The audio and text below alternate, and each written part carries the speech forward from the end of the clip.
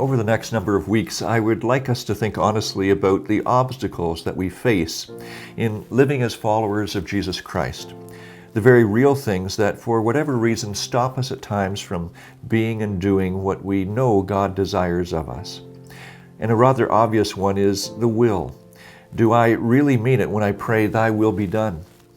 What often stops me from realizing God's great blessings is my own inability to surrender my will to God. I have spoken to you of earthly things, and you don't believe. How then will you believe if I speak of heavenly things? That was the question that Nicodemus had to grapple with before he could grow his faith any further. Jesus wanted him to be truthful about his willingness to let God be God. How can we possibly fathom what God can do unless we're willing to abandon what we want and surrender it to God, and then to trust God with it?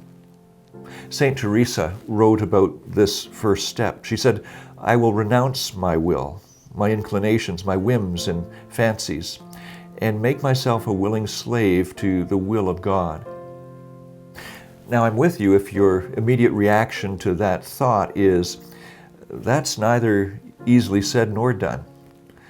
And so, Emily Griffin, she suggests that there's a moment between intending to pray and actually praying that is as dark and silent as any moment in our lives. She goes on to say the greatest obstacle to prayer is the simple matter of beginning, the simple exertion of will, the starting, the acting, the doing. I remember going to a violin recital in Kingston years ago, and the music was incredible. But after the recital, the talented violinist interacted with the audience. Someone commented to her, I wish I could play just like you." Well, she didn't miss a beat. She said, "Of course you can. All you have to do is be willing to study hard, put in the practice, and make it the one passion you live for every day." Have you ever thought to yourself, "I wish I could have the faith of so-and-so"? Of course we can. As much as we look at the end result and envy what we imagine is beyond us, we need only to take the first step and then to follow it with a second and then a third. Well, what's that African proverb? A journey of 1,000 miles starts with a single step.